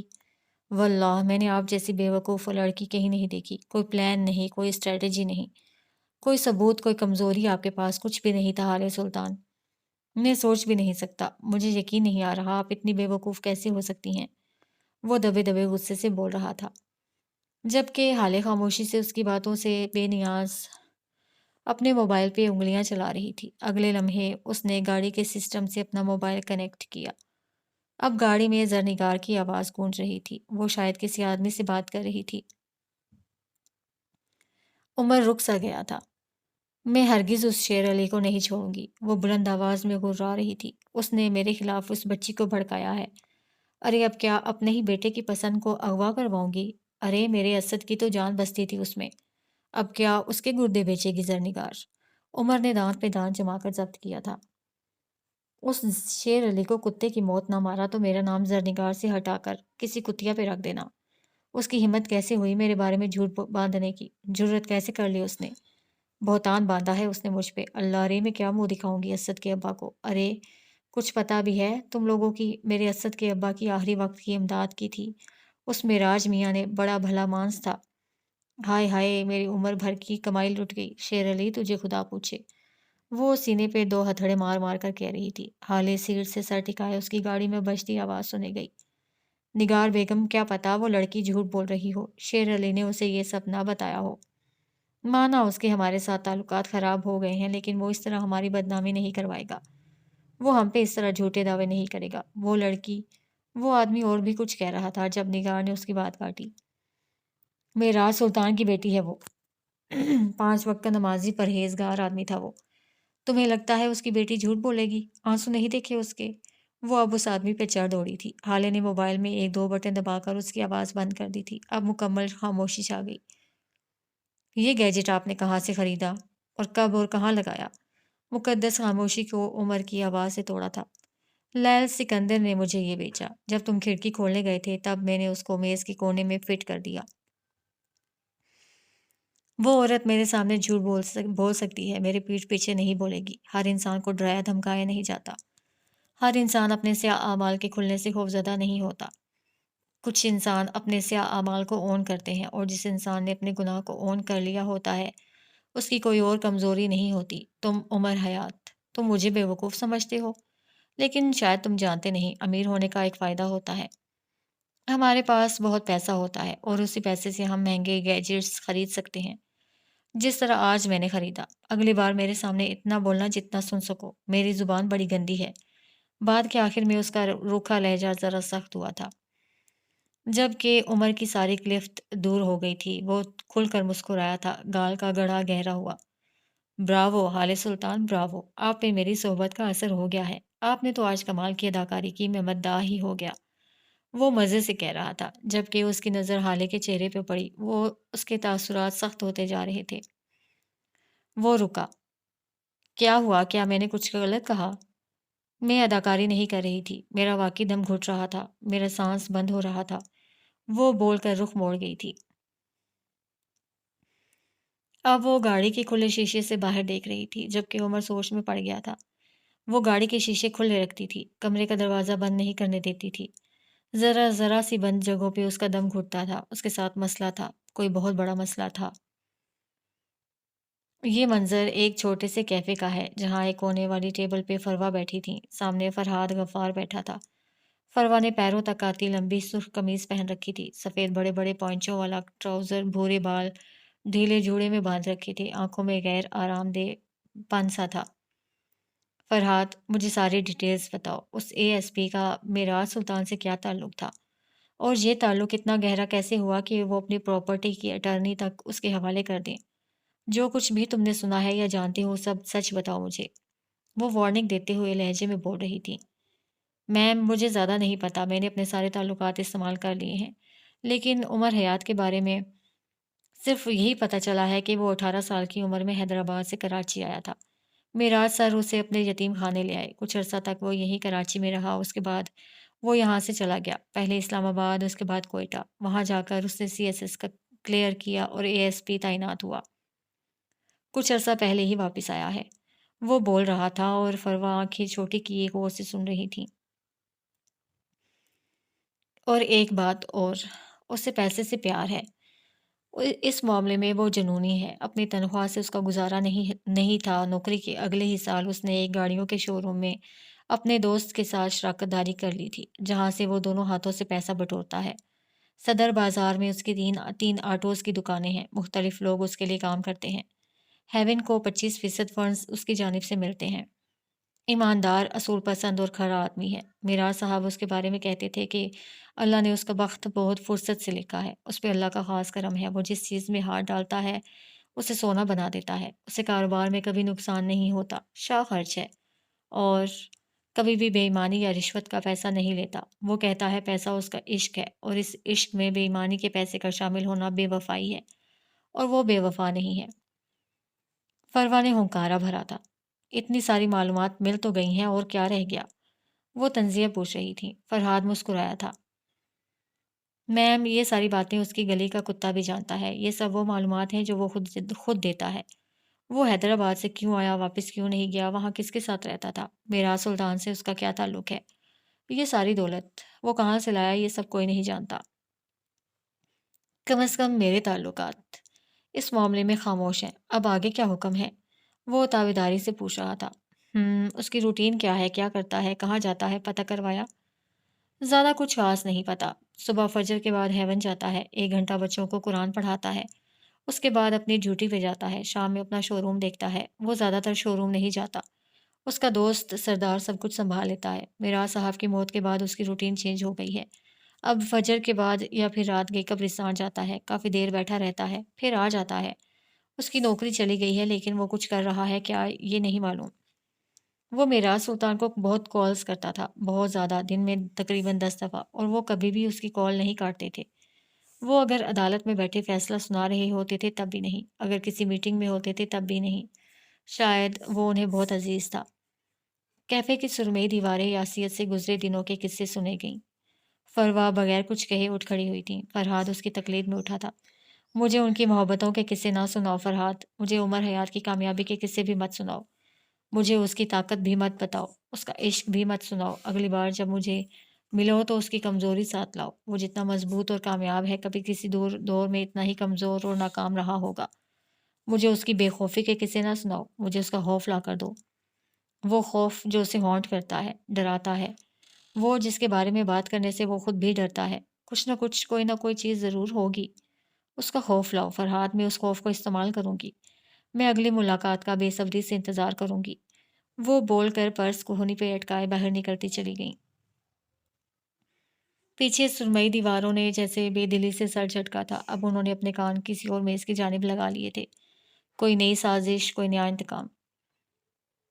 دوپہر باسی ہو کر شام میں بدلنے لگی تھی۔ عمر حیات کی گاڑی میں چھائی خاموشی طویل تر ہوتی جا رہی تھی۔ ایسے میں ایک مصروف سی شاہراہ پر سے گزرتے ہوئے حالے نے چونک کر گردن گھمائی تھی۔ گاڑی روکو، گاڑی روکو، وہ جلدی جلدی بول رہی تھی۔ عمر نے بغیر کچھ کہے گاڑی روک دی تھی۔ کیا ہوا، کچھ چاہیے آپ کو؟ وہ نرمی سے پوچھ رہا تھا۔ حالے جواب دیے بغیر گاڑی سے اتر گئی۔ یہاں کتار در کتار بس دکانیں تھیں، چھوٹی بڑی دکانیں، لوگوں کا بے تحاشا رش، مختلف بولیاں، مختلف لوگ۔ جہاں حالے نے گاڑی رکوائی تھی وہ ایک چھوٹا سا اسٹال تھا، جہاں کوئی ادھیڑ عمر آدمی ایک بڑی سی دیگ سے بریانی نکال نکال کر لوگوں کو پلیٹ میں ڈال کر دے رہا تھا، کوئی شاپر میں ڈلوا کر اپنے گھر لے جا رہا تھا کہ بیوی بچوں کے ساتھ کھائیں گے۔ کراچی کی تقریباً ہر سڑک پہ آپ کو اس طرح کے چھوٹے ڈھابے، اسٹال اور ریڑھی پہ رکھی کھانے پینے کی اشیاء فروخت کرتے لوگ نظر آئیں گے۔ وجہ کراچی کے لوگوں کی چٹخارے دار کھانے سے محبت ہے۔ ہالے چھوٹے چھوٹے قدم لیتی اس اسٹال کے پاس آ گئی تھی۔ بوڑھے آدمی نے ہالے کو دیکھا تو آنکھیں چمک اٹھیں۔ اس کے چاول نکالتے ہاتھ تھمے تھے۔ وہ اب اسٹال سے نکل کر ہالے کے سامنے آ گیا تھا۔ ہالے بیٹی، تم بڑے دنوں بعد چکر لگایا۔ مان لیا کہ تمہاری مکمل ذائقے کی تلاش ختم نہیں ہوگی، لیکن پھر بھی بیٹا چکر لگا لیتا ہے بندہ، وہ اداسی سے کہہ رہے تھے۔ بات کرتے ہوئے وہ چلتے ہوئے سامنے رکھی پلاسٹک کی کرسیوں پر آ کر بیٹھ گئے تھے۔ عمر بھی ان کے ساتھ بیٹھا تھا۔ میراث صاحب کے وفات کے بارے میں بھی سنا، میں آیا بھی تھا، شمس صاحب نے اندر نہیں آنے دیا۔ میں تو بس تمہیں دیکھنے آیا تھا بچے، وہ فکر مندی سے کہہ رہے تھے۔ وہ ایسے شفیق بوڑھے لوگوں میں سے تھے جن کو سارے جوان لڑکے لڑکیاں اپنی اولاد جیسے لگتے تھے۔ بس چچا مصروف رہی اتنا وقت۔ خیر آپ بتائیں، جو جواد باہر آیا کہ نہیں؟ ان کے بڑے بیٹے کو 6 ماہ قبل پولیس کسی جھوٹے کیس میں پکڑ کر لے گئی تھی۔ اس نے میراث سلطان کی بات حذف کر لی تھی۔ یکدم بوڑھے کی آنکھوں کی جوت بجھ گئی۔ کہاں بیٹی؟ وہ لوگ کہتے ہیں رشوت دو، میں ایک پھوٹی کوڑی بھی نہ دوں۔ ارے خدا کو بھی منہ دکھانا ہے میں نے، بیٹے کی زندگی کی خاطر اپنی آخرت نہیں خراب کر سکتا میں۔ اللہ ان پولیس والوں کو پوچھے، جھولیاں بھر بھر کر رشوت لیتے ہیں لیکن ان کے پیٹ کا دھوسک ہے کہ بھرتا ہی نہیں۔ کس کیس میں لے گئے ہیں آپ کے بیٹے کو اور کس تھانے میں؟ حالے کے بولنے سے قبل ہی عمر بول پڑا۔ بوڑھے نے نہ سمجھی سے اس کو دیکھا، پھر حالے کو۔ وہ ان کا سوال سمجھ گئی تھی لیکن خاموش رہی۔ یہ تمہارے ساتھ ہے بیٹا؟ کون ہے یہ؟ میرا شوہر ہے، پولیس میں ہے، یہ آپ کی مدد کر دے گا، آپ اسے بتائیں۔ اب کے بوڑھے کی آنکھیں خوشی سے پھیلی تھیں۔ ارے شوہر ہے تمہارا؟ رک جاؤ، میں ابھی اسے اپنے ہاتھوں کی بریانی کھلاتا ہوں۔ تمہارا شوہر ہے تو میرا داماد ہوا نا، وہ خوشی سے کہتے ہوئے دوبارہ اسٹال کی جانب بڑھ گئے تھے۔ مجھے ایک فیور چاہیے، دو گے؟ حالے اس کی طرف دیکھے بغیر پوچھ رہی تھی۔ کس حیثیت سے، بیوی کی یا پھر پارٹنر کی؟ وہ مکمل اس کی طرف متوجہ تھا۔ اس کے منہ سے اپنے لیے بیوی سننا حالے کے لیے ایک الگ ہی اذیت تھی۔ پارٹنر کی حیثیت سے تو مجھے فیور دو، وقت آنے پہ میں تمہیں فیور دوں گی۔ اوکے، کیا کرنا ہوگا؟ یہ آدمی بابا کے دوست ہیں، اچھے وقتوں کے اچھے دوست۔ وہ رک رک کر بات کرنے لگی تھی۔ اس کی باتوں میں اب پہلے کی طرح روانگی نہیں ہوتی تھی۔ اس آدمی کے بیٹے کو باہر نکالو، اس کے یہاں بچہ ہونے والا ہے۔ یہ آدمی بابا کے پاس آیا تھا۔ وہ رکی تھی، الفاظ تلاشے، لیکن نہ ملے۔ جب میری شادی ہو رہی تھی اس سے 2 دن پہلے بابا نے اس سے کہا تھا وہ حیات صاحب سے بات کریں گے، شاید وہ تمہاری بات کر رہے تھے، لیکن میری وجہ سے وہ بات نہیں کر سکے اور پھر میری ہی وجہ سے مر گئے۔ وہ بول کر ساکت ہو گئی تھی۔ بہتی ہوا بھی ساکت ہو گئی تھی، یکدم گھٹن بھر سی گئی تھی۔ عمر اسے دیکھے گیا بغیر کچھ کہے خاموشی سے۔ میں بابا کے لیے کبھی کچھ نہیں کر سکی، نہ میں حسن کی طرح اچھے گریڈز لاتی تھی، نہ مجھے سفیر کی طرح کامیابیاں ملتی تھیں، نہ بچوں کی طرح ٹیلنٹڈ تھی۔ میں بالکل عام تھی، سوائے خوبصورتی کے میرے پاس کچھ نہیں تھا۔ وہ ان سے ذرا دور بیٹھی ایک فیملی کو دیکھ رہی تھی، ماں باپ اور ایک بیٹی۔ میں بابا کے لیے انعام تھی، لیکن پرائز بونڈ نہیں جسے آپ خوشی یا غم میں خرچ کر سکیں۔ میں ایک ٹرافی تھی جسے ہمیشہ شیلف پہ سجا کر رکھا جائے، جو کبھی کوئی فائدہ نہیں دیتی۔ بچی کسی بات پہ ضد کر رہی تھی، اس کی ماں اسے جھڑک رہی تھی، جبکہ اس کا باپ اسے اب بھی پیار سے منا رہا تھا۔ بس پڑی رہتی ہے اور بس پڑی ہی رہتی ہے، پھر ایک دن وقت کی دھول کے ساتھ کہیں کھو جاتی ہے۔ میں ان کی زندگی میں ان کے لیے کچھ نہیں کر سکی، ان کے جانے کے بعد ان کے ادھورے کام پورے کرنا چاہتی ہوں۔ تم مجھے فیور دے دو، میں بدلے میں تمہیں فیور دوں گی، وقت آنے پر، کام پڑنے پر۔ باپ نے کوئی بات کہی تھی، بچی پیٹ پکڑے گردن پیچھے پھینکے کھلکھلا کر ہنستی تھی۔ اس کی ماں کے چہرے کے سخت تاثرات زائل ہوئے تھے، وہ ہولے سے ہنستی تھی۔ حالے نے نظروں کا زاویہ بدل لیا تھا، وہ اب نیچے مٹی کو گھور رہی تھی۔ عمر نے اس کی بات کا کوئی جواب نہیں دیا تھا، وہ اب بھی اس کے کندھے کے پیچھے سے اس فیملی کو دیکھ رہا تھا۔ حالے نے نظر اٹھا کر عمر کو دیکھا تھا اور پھر اس کی نظروں کا ارتکاز دیکھا۔ وہاں مت دیکھو عمر، وہ یکدم خوف سے بولی تھی۔ عمر نے جیسے اس کی بات نہیں سنی تھی، وہ اب بھی ہلکے سے مسکراتے ہوئے انہیں دیکھے گیا۔ میں کہہ رہی ہوں وہاں مت دیکھو عمر، اب کہ اس کی آواز روندھی ہوئی تھی۔ وہ دیکھیں کس طرح ہنس رہی ہے، کتنی پیاری بچی ہے وہ۔ میں نے کہا نا وہاں مت دیکھو۔ وہ میز پہ ہاتھ مارتے گزر آئی تھی۔ آس پاس گزرتے لوگوں نے اس کو دیکھا تھا۔ بچی کی ہنسی تھم گئی تھی۔ وہ رک کر حالے کو دیکھے گئی۔ چند لمحوں، بس چند لمحوں کا کھیل تھا۔ لوگ واپس اپنے کھانوں کی طرف متوجہ ہو گئے۔ بچی اپنے باپ سے کچھ کہنے لگی۔ حالے عمر کے قریب جھکی تھی، آواز آہستہ کر لی، سرگوشی جتنی آہستہ۔ انہیں مت دیکھو کیونکہ تم میرے ساتھ ہو۔ میں کرسڈ ہوں۔ جو لوگ بھی میرے ساتھ ہوتے ہیں وہ کرسڈ ہو جاتے ہیں۔ تم انہیں دیکھو گے تو میری منحوسیت ہر جگہ پھیل جائے گی، اس خاندان کو نظر لگ جائے گی۔ عمر انہیں مت دیکھو پلیز، وہ بے بسی سے اور خوف سے کہہ رہی تھی۔ عمر کے دل کو کچھ ہوا تھا۔ وہ کچھ کہنے لگا تھا کہ اسی وقت وہ بوڑھا آدمی ٹرے میں بریانی کی 2 پلیٹس رکھے ان کے قریب آیا۔ ایک چھوٹا لڑکا بھی تھا جس کے ہاتھ میں پانی کا جگ اور گلاس تھے۔ تھوڑی دیر بعد وہ عمر کو جلدی جلدی ساری تفصیل بتا رہا تھا۔ عمر آنکھیں سکیڑے سنے جا رہا تھا۔ بریانی انچوئی رکھی تھی، پانی گرم ہو گیا تھا، وہ فیملی اٹھ کر جا چکی تھی۔ حالے اب بھی وہیں دیکھ رہی تھی۔ میں سارا معاملہ دیکھ لوں گا، آپ فکر نہ کریں۔ کچھ دیر بعد وہ اٹھتے ہوئے کہہ رہا تھا۔ حالے اس کے ساتھ اٹھی تھی۔ بوڑھا ممنون نظر آ رہا تھا، بار بار گیلی آنکھوں کو پوچھتا ان دونوں کو ساتھ رہنے کی دعائیں دے رہا تھا۔ آپ نے کھانا تو چکھا بھی نہیں بیٹا، اچانک سے انہیں یاد آیا۔ عمر نے ایک نظر بریانی کی پلیٹ کو دیکھا، اس میں رکھا چکن لیگ پیس دیکھا، پھر رخ موڑ لیا۔ میں یہ سب نہیں کھاتا، شکریہ، وہ شائستگی سے کہتا جانے کو مڑا۔ حالے کھڑی رہی۔ آپ پیک کر دیں، ہم گھر جا کر کھا لیں گے۔ بوڑھے آدمی کے چہرے پہ لمحے بھر کو آئی اداسی اب ایک بار پھر خوشی میں بدل گئی تھی۔ عمر کو یہ بات اچھی نہیں لگی لیکن ظاہر نہیں ہونے دیا۔ اس نے چھوٹے بچے کو آواز دی تھی۔ وہ فوراً بھاگتا ہوا آیا تھا، دونوں پلیٹیں اٹھائیں اور واپس دوڑ گیا۔ آپ یہ سب کیسے کھا سکتی ہیں؟ آپ کو پتہ بھی ہے یہ چکن کیسا ہے؟ کیا اس نے ہاتھ دھو کر بھی بنایا ہوگا؟ یہ ان ہائیجینک ہے۔ میرا نہیں خیال آپ کو یہ سب کھانا چاہیے۔ گاڑی ڈرائیو کرتا عمر سخت غیر آرام دہ تھا۔ اس کے چہرے کے تاثرات صاف بتا رہے تھے کہ تھوڑی دیر قبل حالے کا پیک کروایا ہوا کھانا وہ اپنے ساتھ لے جانے پہ راضی نہیں ہے۔ تم مت کھاؤ، کھانا میں آدھی ہوں، کھا لوں گی، مجھے لوگوں کے دل توڑنا پسند نہیں، اور میرے معاملات میں مت بولا کرو۔ میں ان ہائیجینک کھانا کھاؤں یا زہر، تمہیں اس بات سے مطلب نہیں ہونا چاہیے، وہ رکھائی سے کہہ کر رخ موڑ گئی تھی۔ آپ مجھے کہہ دیں میں سب کچھ بنا سکتا ہوں لیکن پلیز یہ نہ کھائیں، وہ جیسے منت کر رہا تھا۔ یکدم اس کے ذہن میں کچھ کلک ہوا تھا، آنکھوں میں تپش سی بھر گئی۔ تم نے صبح کس کی اجازت سے میرے لیے ناشتہ بنایا؟ تم مجھے دھوکہ دینا کب چھوڑو گے عمر؟ آخر تمہیں میری ذات کا مذاق اڑا کر کیا سکون ملے گا؟ تم کیوں کرتے ہو ایسا؟ اس کے لہجے میں جیسے تکان سی تھی۔ حالے وہ کوئی عام ناشتہ نہیں تھا، آملیٹ کے لیے اٹالین ریسیپی ٹرائی کی تھی میں نے، اور پراٹھے وہ کشمیری پراٹھے تھے۔ بیوی بن کر نہ صحیح، پارٹنر بن کر کھا لیا کریں، آپ کی صحت کے لیے بہت اچھا رہے گا، وہ عام سے لہجے میں کہہ رہا تھا۔ تمہیں پتہ ہے عمر میں آج تک بابا کی قبر پہ کیوں نہیں گئی؟ اس نے گویا اس کی بات پہ لعنت ڈال کر اپنی بات شروع کر دی تھی۔ میں صرف ایک دن کے انتظار میں ہوں، صرف ایک دن۔ عمر کے بولنے سے پہلے ہی وہ خود بول پڑی۔ جس دن میں کوئی ایسا ثبوت لاؤں گی کہ تمہاری گردن شرمندگی سے جھک جائے، تم میرے سامنے آنکھ اٹھانے جیسے نہ رہو۔ میں تمہیں شرمندہ دیکھنا چاہتی ہوں، تمہاری ذات کا یہ جو غرور ہے نا، یہ ٹوٹتے ہوئے دیکھنا چاہتی ہوں۔ تب میں تمہیں تمہارا ہاتھ پکڑ کر اپنے ساتھ لے جاؤں گی بابا کی قبر پہ، میں ان کو بتاؤں گی ان کی بیٹی سچی تھی اور عمر حیات جھوٹا۔ تمہاری جھکی ہوئی گردن اور شرمندہ آنکھیں سب بتائیں گی۔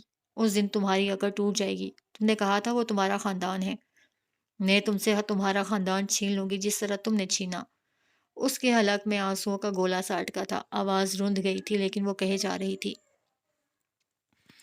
عمر ایسا نہیں کر سکتا، یہ الفاظ نہیں تھے، نشتر تھے جو میرے دل میں کھپ گئے ہیں، اور میں ان کو اسی طرح اپنے دل میں پیوست رہنے دینا چاہتی ہوں تب تک جب تک مجھے کوئی ٹھوس ثبوت نہیں ملتا۔ پتہ ہے میں ایسا کیوں کر رہی ہوں؟ کیوں اس نشتر کی تکلیف برداشت کر رہی ہوں؟ وہ چند لمحہ خاموش رہی، پھر بولنا شروع کیا۔ عمر بھنچی ہوئی مٹھی اور تنے ہوئے تاثرات کے ساتھ اسے سنے گیا۔ اس لیے کیونکہ میں ہر وقت اس کی چبھن محسوس کرنا چاہتی ہوں تاکہ مجھے میرا مقصد نہ بھولے، کیونکہ میں خود کو یاد دلائے رکھنا چاہتی ہوں کہ بابا نے تمہاری وجہ سے میرا یقین نہیں کیا۔ ایک دن آئے گا عمر جب میرے پاس ثبوت ہوں گے، میرے پاس گواہ ہوں گے اور تمہارا جھکا ہوا سر۔ تم میرے ساتھ چلو گے میرے باپ کی قبر پہ، وہاں اعتراف کرو گے، اور جس طرح بابا کے سامنے مجھے مجبور کر کے تم نے مجھ سے نکاح کیا تھا، اسی طرح مجھے ان کے سامنے طلاق دو گے۔ اس دن یہ نشتر میں اپنے دل سے نکال پھینکوں گی، تم دیکھنا عمر، ایک دن آئے گا ایسا، ضرور آئے گا۔ وہ اپنی چپتی نظریں عمر کے چہرے پہ گاڑے ہوئے کہہ رہی تھی۔ عمر نے سمجھنے والے انداز میں سر ہلایا تھا اور ایک جھٹکے سے گاڑی روکی تھی۔ حالے کا سر ڈیش بورڈ سے لگتے لگتے بچا تھا۔ طلاق چاہیے نا؟ وہ سرخ ہوتی آنکھوں سے پوچھ رہا تھا۔ جائیں، فیملی کورٹ سے لے کر ہائی کورٹ، سپریم کورٹ جائیں، پریس کانفرنس سے لے کر ٹی وی شوز میں جا کر بیٹھیں۔ ابھی تو میں زندہ ہوں، میں اگر مر گیا نا تو میری لاش بھی آپ کو طلاق نہیں دے گی، لکھ کر رکھ لیں میری بات۔ مسز حالے سلطان، عمر حیات کبھی بھی آپ کو طلاق نہیں دے گا، جو کرنا ہے کر لیں، کہا تھا دوں گا، جھوٹ کہا تھا، جھک ماری تھی، آئی بات دماغ میں یا نہیں؟ وہ سرد لہجے میں کہہ کر گاڑی دوبارہ سٹارٹ کر چکا تھا۔ حالے سپاٹ آنکھوں سے بس اس کو دیکھتی رہی۔ ڈوبتی شام اور رات نے چپکے سے یہ منظر اپنی آنکھوں میں حفظ کر لیا تھا۔ سلطان منزل کے پرتعیش ڈرائنگ روم میں شمس سلطان اور شاہد حسین شاہانہ صوفوں پہ آمنے سامنے بیٹھے تھے۔ دائیں طرف والے صوفے پہ حسن اور حسینہ بیگم بیٹھی تھیں۔ ان کی آنکھیں گیلی تھیں، وہ بار بار ٹیشو سے اپنی آنکھوں کو پوچھ رہی تھیں۔ حسن خاموش سا بیٹھا تھا۔ جب شاہد حسین نے بات کا آغاز کیا، چند غیر ضروری باتوں کے بعد وہ مدعے پہ آئے تھے۔ شمس، میں یہاں ایک بہت ضروری بات کرنے آیا ہوں۔ دراصل بات کرنے نہیں، میں یہاں اپنی بہن اور بھانجے کو لینے آیا ہوں۔ میں تمہاری غیر موجودگی میں بھی یہ کام کر سکتا تھا، لیکن میں نے تمہارا یہاں موجود ہونا بہتر سمجھا۔ اب تم آ ہی گئے ہو تو میں تمہیں بتا دوں کہ آپا اور حسن کو میں اپنے ساتھ لے جا رہا ہوں، وہ رسانیت سے کہہ رہے تھے۔ اور میں پوچھ سکتا ہوں تم میرے مرحوم بھائی کی بیوہ اور میرے بھتیجے کو کس حق سے لے کر جاؤ گے؟ کیا تم یہ نہیں جانتے کہ ان دونوں کا وارث میں ہوں؟ حسن میرے بھائی کی نشانی ہے، میں اسے تمہارے ساتھ نہیں جانے دوں گا۔ اگر بھابھی جانا چاہتی ہیں تو ان کی مرضی۔ شمس کی بھاری آواز سارے میں گونجی تھی۔ شاہد حسین کے چہرے کے تاثرات یکدم بگڑے تھے۔ اچھا، وارثی مل گئی ہے تو تم مارو گے میرے بچوں کو؟ ان کا باپ مرا ہے، ماموں ابھی زندہ ہے۔ حسن اور حالے مجھے ہارون کی طرح عزیز ہیں۔ تم میرے بچوں پہ اس طرح ہاتھ نہیں اٹھا سکتے، میں تمہیں اس کی اجازت نہیں دوں گا۔ اور ایک بات اور، تم مجھے ڈرا دھمکا کر اپنی بات بھی نہیں منوا سکتے، نہ میں کمزور ہوں نہ میں بچہ۔ حسن کو اپنے ساتھ لے جاؤں گا میں، بہت دیکھ لے تمہاری وارثی۔ برہمی سے کہتے ہوئے وہ شمس کو سخت زہر لگے۔ لیکن یہ وقت مصلحت کا تھا، اگر وہ حسن اور حسینہ کو جانے دے دیتے تو آگے جا کر ان سے کئی سوالات ہوتے۔ یہ دو لوگ ایسے تھے جیسے جنگ میں تیروں سے حفاظتی ڈھال۔ جو کچھ بھی ہوا میں اس کے لیے شرمندہ ہوں، بھابھی آپ سے بھی، حسینہ کو دیکھ کر کہا، اور حسن تم سے بھی، تم میرے بیٹے ہو، میرے سفیر جیسے۔ اس دن جو کچھ ہوا وہ ایک غلطی تھی، میں اپنی غلطی مانتا ہوں اور تم سے بھی معافی مانگتا ہوں، لیکن اگر پھر بھی تم شاہد کے ساتھ جانا چاہو تو میں کیا کہہ سکتا ہوں؟ شاہد نے پہلو بدلا تھا۔ حسن مطمئن سا بیٹھا رہا، پرسکون۔ حسن جاؤ اپنا ضروری سامان لے آؤ، آپا چلیں آپ میرے ساتھ، ہم یہاں سے جا رہے ہیں۔ میرے گھر میں ابھی اتنی جگہ ہے کہ میری بہن کے بچوں کو مار نہ کھانی پڑے، اور میرے بازو میں اتنا دم ہے کہ اپنی بہن اور اس کے بچوں کو کھلا سکوں۔ شاہد اٹھ کھڑے ہوئے تھے۔ حسینہ خاموشی سے بیٹھی رہیں، آزردہ سی۔ یہ ان کے شوہر کا گھر تھا، اسے چھوڑنا مشکل تھا، بہت مشکل۔ وہ جب تک زندہ تھے ایسا لگتا تھا کہ وہ تخت پہ بیٹھی ہیں۔ آج انہیں اندازہ ہوا تھا انہوں نے کیا کھویا ہے۔ لیکن کیا واقعی انہوں نے معراج کو ان کی موت کے بعد کھویا تھا یا پھر 20 سال پہلے؟ لاتعداد سوچیں تھیں اور لاتعداد پچھتاوے۔ میں آپ کے ساتھ نہیں جاؤں گا ماموں، حسن کی پرسکون آواز نے وہاں بیٹھے تمام نفوس کو حیرت میں ڈالا تھا۔ آپ تب کہاں تھے ماموں جب انہوں نے ملازمین کے سامنے میری بہن پہ ہاتھ اٹھایا، اسے گھر سے نکالا؟ وہ بدتمیزی نہیں کر رہا تھا، نہ اس کی آواز اونچی تھی، وہ اپنی باپ کی طرح بات کر رہا تھا، سیدھی اور کھری۔ آپ تب ہمارے ساتھ نہیں تھے، اب ہمیں ضرورت نہیں رہی۔ میں اپنی ماں کو آپ کے ساتھ نہیں جانے دوں گا، نہ میں خود آپ کے ساتھ جاؤں گا۔ یہ میرے باپ کا بھی گھر ہے، میں کیوں جاؤں؟ وہ ان کو دیکھتے ہوئے کہہ رہا تھا، دھیما سنجیدہ لہجہ۔ اگر کوئی ہارون بھائی کو مارتا یا گھر سے نکالتا، کیا تب بھی آپ خاموش بیٹھ جاتے؟ شاہد حسین کا سر جھکا تھا۔ میری بہن بس ایک رات گھر نہیں آئی تھی، آپ نے اسے ڈس اون کر دیا۔ آپ کے بیٹے نے تو اپنے ہی بھائی کو قتل کیا تھا، آپ نے تو اسے گھر سے نہیں نکالا۔ شاہد حسین نے زخمی نظروں سے اپنی بہن کو دیکھا تھا۔ حسینہ نے نظریں چرائی تھیں۔ شمس دلچسپی سے سارا نظارہ دیکھے گئے۔ میں آپ سے اپنی بہن کے لیے بھیک نہیں مانگ رہا، نہ آپ کو بلیم کر رہا ہوں۔ میں بس آپ کو یہ بتا رہا ہوں کہ آپ اگر ایک مشکل میں ہمارے ساتھ نہیں تھے تو میں آگے آپ پہ کس طرح بھروسہ کروں؟ وہ اب اٹھ کھڑا ہوا تھا۔ میں اپنی ماں کا خیال خود رکھ سکتا ہوں، اور اپنا بھی۔ میں اپنے باپ کا گھر چھوڑ کر نہیں جاؤں گا۔ وہ رکا تھا، پھر شمس کو دیکھا۔ نہ میں آپ کے سفیر سلطان جیسا ہوں، گردن موڑ کر شاہد حسین کو دیکھا، اور نہ آپ کے ہارون شاہد جیسا۔ میں معراج سلطان کا بیٹا ہوں، حسن سلطان۔ مجھے کسی کا لیزر ورژن نہیں بننا۔ میرے نام کے ساتھ میرے باپ کا نام کافی ہے، وہ نرمی سے کہہ رہا تھا۔ پھر آگے آیا، شل بیٹھے شاہد حسین کے سامنے ان کے گھٹنوں کے قریب نیچے بیٹھا، ان کا ٹھنڈا ہاتھ تھاما اور کہنا شروع کیا۔ آپ مجھے بہت عزیز ہیں، میں آپ کی بہت عزت کرتا ہوں، لیکن آپ میرے ماں باپ نہیں ہیں۔ میرا باپ مر گیا ہے، اور اب میں اپنا باپ خود ہوں۔ اپنی ماں اور بہن کے لیے میں گھر کا سربراہ مرد ہوں۔ میں ان کے لیے فیصلے لے سکتا ہوں، چاہے غلط ہوں چاہے صحیح، لیکن وہ فیصلے میرے ہوں گے۔ میرے باپ نے مجھے فیصلے لینا سکھایا ہے۔ آپ آئے، میری اور اماں کی فکر کی، آپ کا شکریہ، لیکن میں وہ وقت نہیں بھول سکتا جب آپ ہمارے ساتھ نہیں تھے، جب کوئی بھی ہمارے ساتھ نہیں تھا۔ آپ میرے بڑے ہیں، ہمیشہ رہیں گے، لیکن ہم آپ کے ساتھ نہیں جائیں گے۔ سادہ، نرم، دو ٹوک لہجہ۔ وہ بولتے ہوئے اٹھ کھڑا ہوا تھا، اور وہاں بیٹھے تمام نفوس کی طرف دیکھے بغیر باہر نکل گیا تھا۔ ڈرائنگ روم کے دروازے کی اوٹ میں کھڑے ہو کر اس نے اپنے دھڑکتے دل پہ ہاتھ رکھا تھا۔ اس کے کا چہرہ اندر بیٹھے پورے اعتماد حسن سلطان جیسا نہیں تھا۔ یہ کوئی اور ہی تھا، کوئی معصوم گھبرایا ہوا بچہ۔ اس نے اپنے جیب سے ایک مڑا توڑا کاغذ نکالا، پھر اس پہ نظر دوڑائی، ایک بار، دو بار، پھر سر جھٹک کر بڑبڑایا، شٹ، یہ لائن تو رہ ہی گئی۔ یہ وہ پرچہ تھا جو اس نے شاہد حسین کے آنے کا سن کر صبح تیار کیا تھا۔ البتہ کچھ لائنز تھیں جو وہ بھول گیا تھا، اور کچھ لائنز اس نے موقع کی مناسبت سے اپنی طرف سے کہی تھیں۔ اس کا دل اب بھی بری طرح دھڑک رہا تھا۔ سارا خاندان کہتا تھا وہ معراج سلطان جیسا ہے، بس وہی جانتا تھا معراج سلطان بننا کتنا مشکل ہے۔ شام آخری الوداع کہہ کر اپنے گھر کو چلی گئی تھی۔ رات اپنی سیاہی لیے اپنی ذمہ داری پوری کرنے سارے میں پھیل گئی تھی۔ ایسے میں عمر حیات کے گھر کے ایک کمرے میں حالِ سلطان بیٹھی اپنے موبائل پہ زرنگار کے آفس میں ہونے والی باتیں سن رہی تھی۔ پھر بالآخر اس نے تھک کر کانوں سے ایئر پوڈز نکال دیے تھے۔ کوئی بات اس کے مطلب کی نہیں تھی، وہ عورت اس سب میں شامل نہیں تھی۔ ایک لمحے کو، بس ایک لمحے کو اس کے ذہن میں خیال آیا تھا کہ شاید عمر بھی بے گناہ ہو، لیکن پھر سر جھٹک دیا۔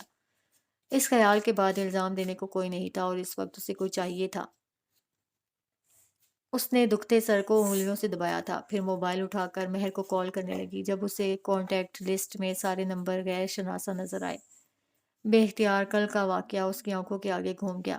عمر کی اماں کا گفٹ کیا ہوا پرفیوم توڑتی حالے دل نے ایک بار پھر ملامت کی تھی، لیکن وہ اب دل کی باتوں پہ بہت کم دھیان دیتی تھی۔ اس وقت بھی دل سے ہر خیال کو جھٹکتی وہ عمر کے کمرے کی طرف بڑھ گئی۔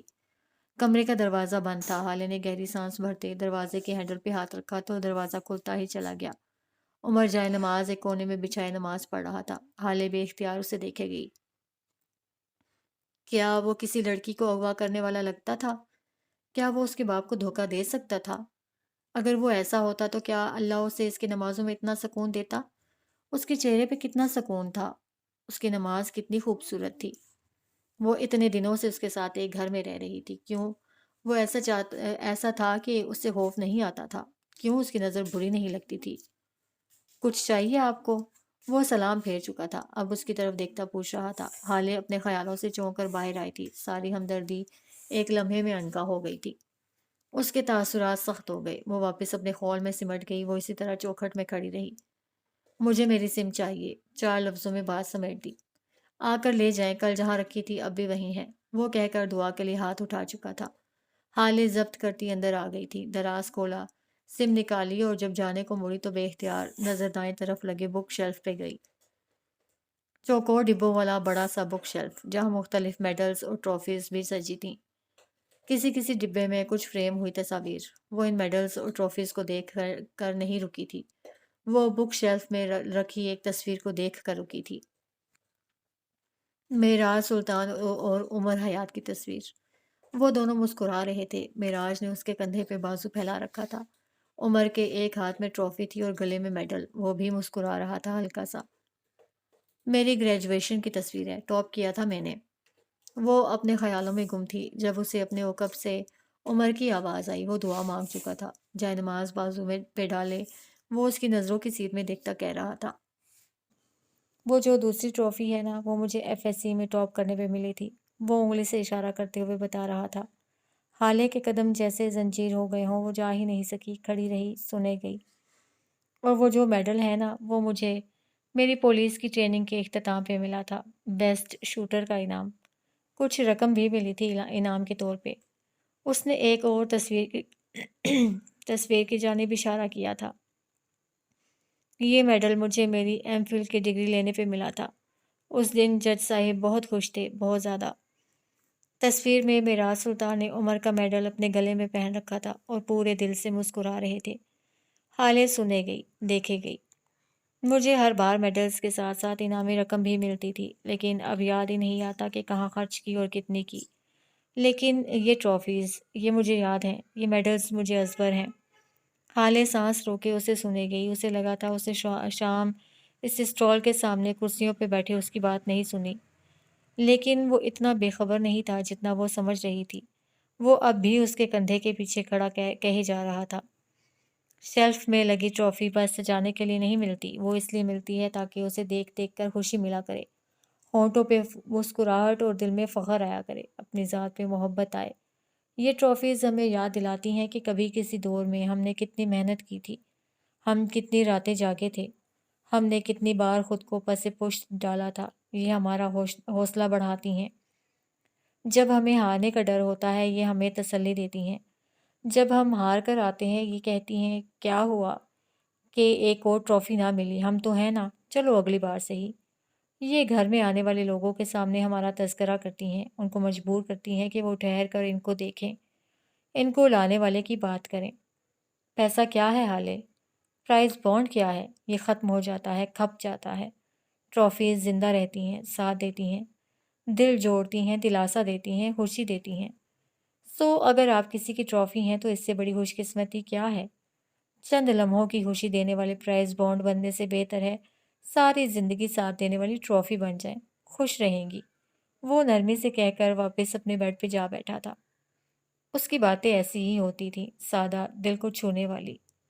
وہ لمبی لمبی تقریر نہیں کرتا تھا، اس کی ایک لائن تقریروں پہ بھاری ہوتی تھی۔